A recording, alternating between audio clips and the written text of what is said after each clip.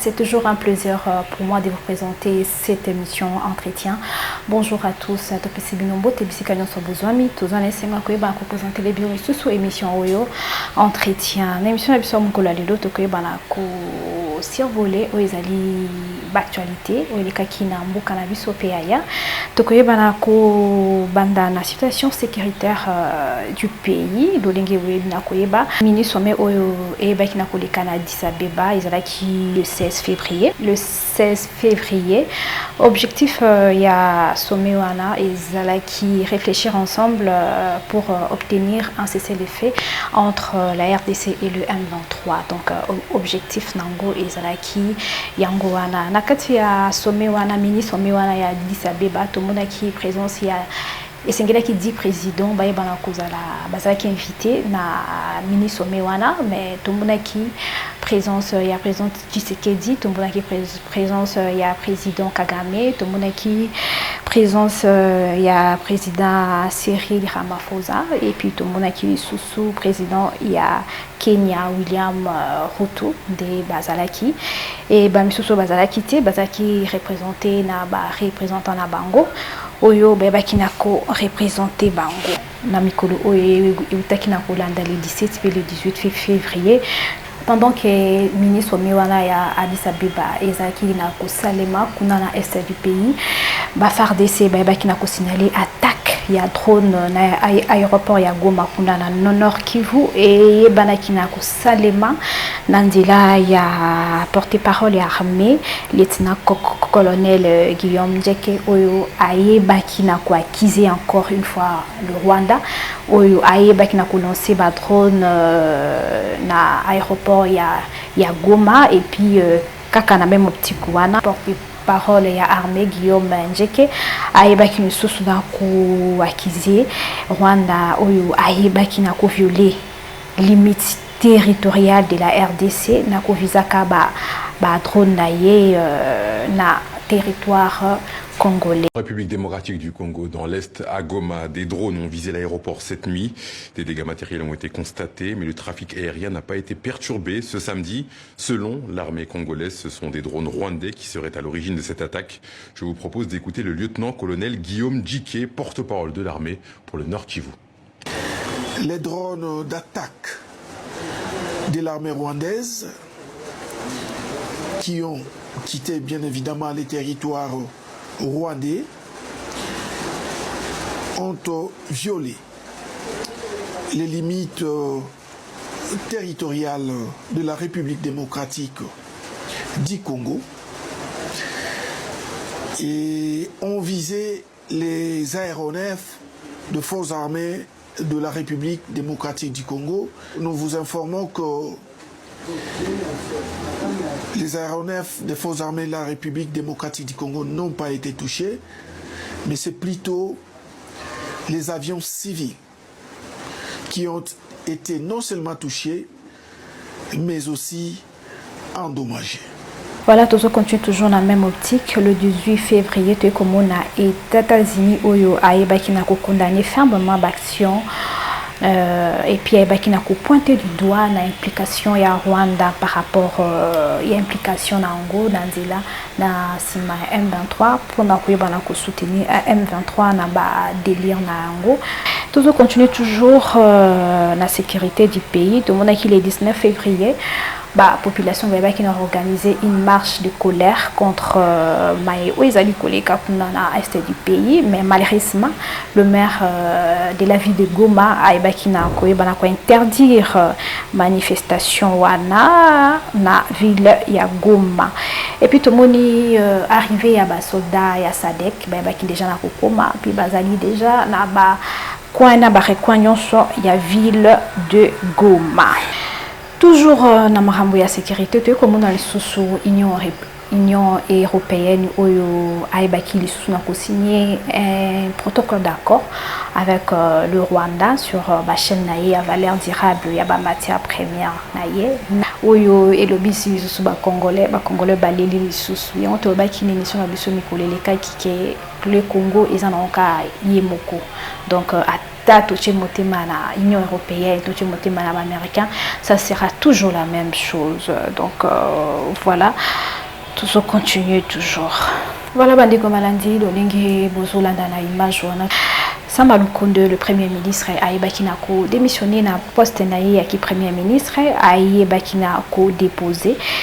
Gestion naïe, il y a primature, mais pour le moment, affaire courante, ils ont toujours fait par ministre démissionnaire oyo ezalaki bosenga ya président de la République oyo asengaki na ministre Sama Lukonde et puis na ministre na ye démissionnaire ba continuer na ko expédier affaire courante et puis bien noter que bazo salam mibale donc bazo continuer à kozala ba ministre et puis baza pe na sala na bango ya kozala député et puis bien noté bakoye bana ko toucher en même temps émolument na bango et leur salaire donc et puis tu comme on a lisusu informateur ezali Augustin Kabuya azali toujours na ko continuer na musala na ye tu baki na komona Vital Kamerhe oyo ayebaki na ko placer mwana na ye Didier Kamerhe à la tête ya regroupement politique na ye oyo ezali ko regrouper plusieurs députés na kati Kamerhe fils ayebaki na représenter la liste ya ba député na bango et pas informateur Augustin Kabuya. Voilà, information mosusu de etu kotanga awa na ba confrère na biso ya Neo Africa Télévision baebina kokomake le règlement des comptes à l'hôtel de ville de Kinshasa. Gentini Ngobila chasse les fonctionnaires de l'État qui avaient réservé un accueil à son intérimaire Jekoko Mulumba. De pères de famille renvoyés au chômage se sont adressés au chef de l'État. Donc le lingue d'Otiko Tangawana ezali fonctionnaire à l'état où avec na kozala intérimaire na ye où ezala ki Jekoko Mulumba avec na koyambaye selon écrit à bandeko na biso ya Neo Africa Télévision lobiké Gentini Ngobila ayebi na kobenga na bango nyonso parce que avec na koyamba Jekoko Mulumba tango ya komaki ko jouer intérimaire ya gouverneur ya ville de Kinshasa. Donc on ne sait plus comment est-ce que un gouverneur peut se comporter ainsi. Est-ce que Azan a droit à licencier Bango parce qu'il y a qui intérimaire na Jekoko Mulumba là ils ont vraiment affaire moko au justice et segeli et banako s'en occuper. Voilà information musu c'est bina ko mela biso confrère na biso ya Phoenix bina kokoma la jeunesse Tutsi vivant en RDC prévoit une manifestation de dénonciation de mensonges de Kigali. Les Tutsis habitants de la RDC, particulièrement à Kinshasa, seront dans la rue ce jeudi 22 février 2024 pour dénoncer et montrer à la face du monde leur indignation par rapport aux mensonges du Rwanda, pays agresseur sous le nom de leur ethnie Tutsi congolais, donc Banyemera et Banyamulenge. Donc Nanzela ya correspondance na bango et salamaki na Moïse Moeto Serge président de la jeunesse de Tutsi de Masisi oyo aibaki na ko s'adresser na gouverneur de la ville de Kinshasa le 18 février 2024. Donc de Bolandi jeune Tutsi bakoyeba ko sa manifestation na bango le 22 oyo na ville de Kinshasa.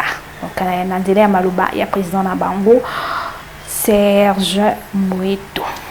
Information mosusu ebina ko komela biso le même jour oyo ya mini sommet oyo salamaki na Addis Abeba tout le monde qui sortie médiatique. Il y a même jour il y a ancien président et Afrique du Sud monsieur Thabo Mbeki abimi na asali sortie médiatique wana alobi que je cite la situation dans l'est de la RDC préoccupe tous les caciques du continent africain. C'est vendredi, le 16 février, Thabo Mbeki, ancien président de l'Afrique du Sud, a prêché sur la responsabilité du gouvernement congolais de tout faire pour protéger son peuple. À en croire, une section des Congolais dans l'Est dit Banyamulenge ne se sent pas protégée. Wanizaki Maluba, il y a ancien président, il y a Afrique du Sud, Thabo Mbeki. On se pose la question, pourquoi tous ces temps, ancien président d'Afrique du Sud, Atikala Kobimate, Azelika Kameni Somewana, pour que Abima a relevé les sous-sous amima sous likolo ya Banyamulenge. Est-ce qu'il s'agit kaka ya Banyamulenge? Est-ce que les gens qui meurent chaque jour là-bas à l'est du pays, Ezaka Banyamulenge, ce sont des Congolais, Congolais de Bazali Kokufa? Pourquoi seulement la minorité Mokobu, ethnie Moko ya Mokie, Baza protégé par rapport à quoi? En tout cas là, je ne sais pas. Mais Toye Bana nous kotanga commentaire. Il y a Imboka ou qui n'a commenté sur cette sortie médiatique. Voilà, tout ce qui est kotanga commentaire. Il y a Imboka ou qui n'a commenté sur le sujet en question. Akomi Awa Lobby. Kagame, il nous crée des problèmes à tout moment. Ils sont complices, ils doivent rentrer chez eux au Rwanda. Sinon, ils seront toujours un obstacle pour nous. Vraiment, ça, c'est quelle race de gens. Moussoussa Ibn a commenté, a communiqué qu'il faut-il faire pour protéger seulement cette couche-là, n'est-ce pas? Là, il y a une ségrégation. Pourquoi nous autres, nous n'avons pas droit à cette protection-là? Moussoussa Komili, Soussa Lobi, Banyamulenge sont sur l'air colline et personne ne les dérange. Pourquoi brandir encore cette hypothèse?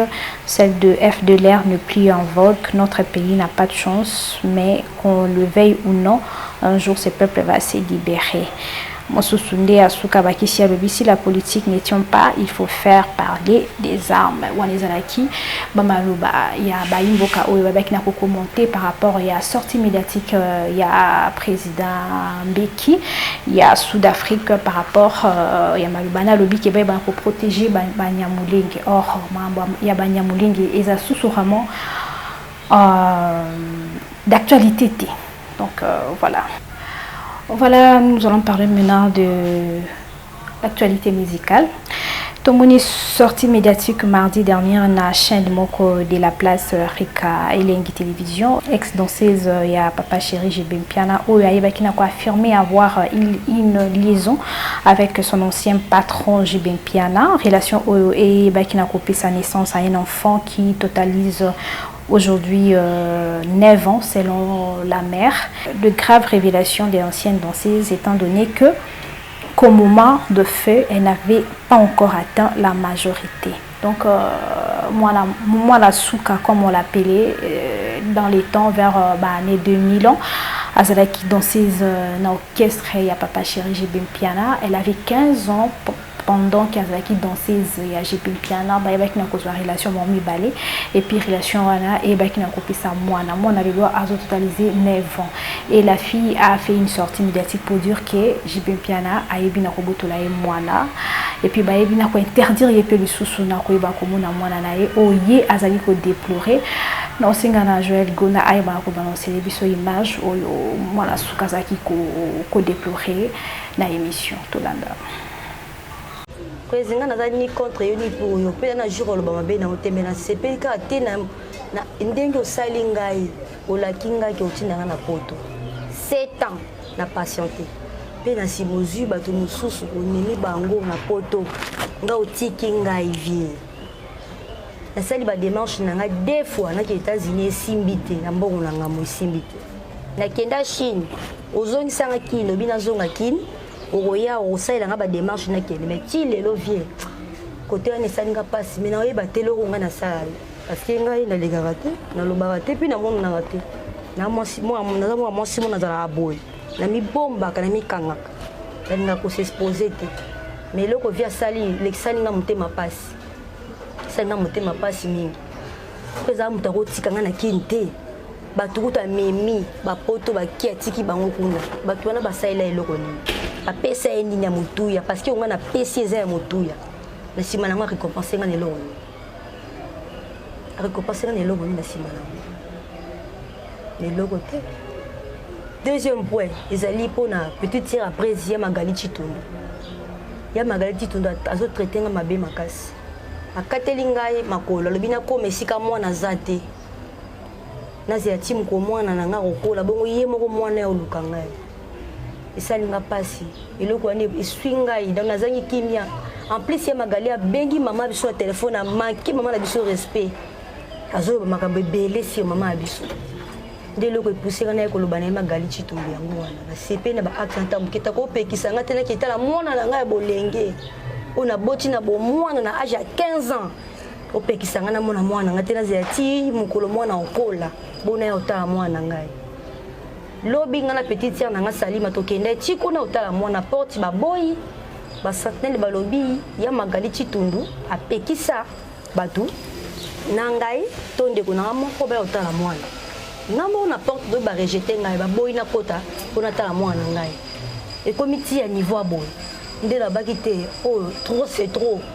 parce que ko vanda pe boza quoi ozo bimaraka le quoi su ndenge nini le quoi su ndenge bazo manipuler ngai da na komi manipuler maman nyesi ndenge moko ko bundisa ngai d'autres fois na keta mwana kuneza ki terrible ngane Magali et Magali bambanga mulangi parfait na ndako maman nyesi olaza maman za na katikati maman ni susu a côte pardon ba sangeli nga kuna donc et le quoi pousser dans les cas d'émission parce que trop c'est trop c'est trop. On a regardé l'image après ça parce que ça présent et ça papa. Mais si dans l'équipe on a sali dans l'équipe on a lobali kambo ils ont nga passe na mutema. Ils ont nga passe na mutema makasi. Pendant combien de temps bazo mwana no lisouté? Bazo mwana 5 ans. Dans 5 ans. C'est comment on a comme âge? C'est comme on a ça 9 ans déjà. Donc ça fait 4 ans mon mwana noté. 4 ans. Amona tezaki liboso na okende na après mikolo ya Magali atobo kaka ye moko abenga mama abusa bandolo na ebite soki makambo lobi na soki uti likolo na ebite soki peka ye moko na ebite na osa apeni boya yo omona mwana moko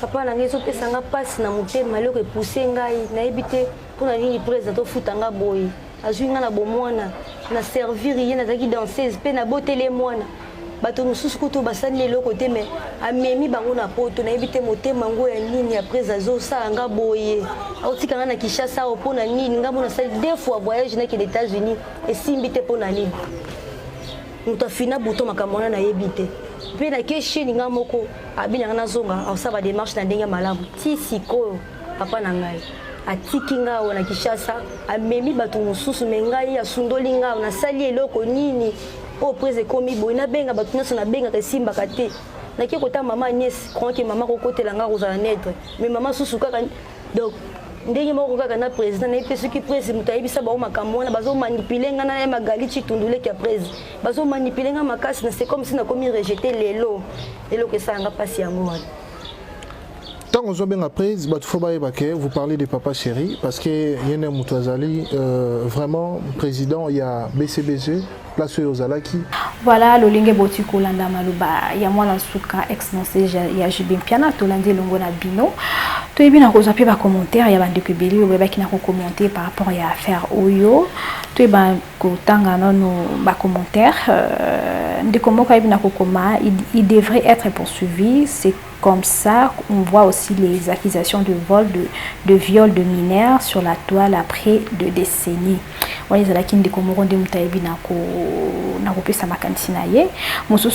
Comme c'était arrangé à l'amiable, ça ne vaut plus la peine d'en parler, en moins que Jibin Piana a bafoué ba clause. Tu dénonces ça après 9 ans, donc tu étais pour. Moussousaïbina Kokoma, Jibin ne sera pas poursuivi parce qu'il est Moulouba. On les a qui Maloba Yandekoana. Moussousa a continué dans Kokoma Lobi. En tout cas, le ministre du Travail doit veiller à ce que le film mineur, surtout, ne soit pas embauché dans des orchestres. Zaki Maloba Yandekoyo, Moussousa Komi, comme le pouvoir en place n'est pas en personne, il faut que Jibin Piana soit arrêté car il a violé un enfant de moins de 18 ans. Moussousa Potosu qui s'est commis, présumé infraction de viol de mineurs. De éviter affaire Oekosuka Boni, donc ils a affaire moko à suivre. Voilà, bande comme lundi, donc comme déjà la souka il y a émission à biso, mais tokoye banako aussi c'est émission à biso sans que toye banako lobela mai oyo, lolinge boyebi ça fait plus de 5 mois, je crois bien que Kaka akufaki. Kaka dit moins d'antemi, ayebaki na kokufa, ayebaki na kotika biso kino lilo yo cornaye na les enterrés kino lilo azali Kaka na hôpital ya cinquantenaire. Yango communiqué moko yebaki na kopesa mila na presse balobike le 4 mars 2024 mois d'entier makoyeba na kozala enterré na Ntikumalombo au Congo central la levée du corps de la morgue de l'hôpital du 50e aura lieu le 2 mars 2024. Mais malheureusement, la famille de Kaka, mon entier Mikino de Loyo, bazo kana Kaka te makamuya pour ça la sortie ya corps ya ni mon entier mi makele les ali Kaka na kozala kino lelo. En tout cas, tous les informations exactes ce qui le 4 wana ils ont maintenu ou pas. Donc voilà, information tous qui nango na possession na biso. Voilà, comme déjà la souka émission na biso tous qui ne sont pas présenter les bino émission Oyo. Quant à moi, je vous dis au revoir et merci. Au revoir.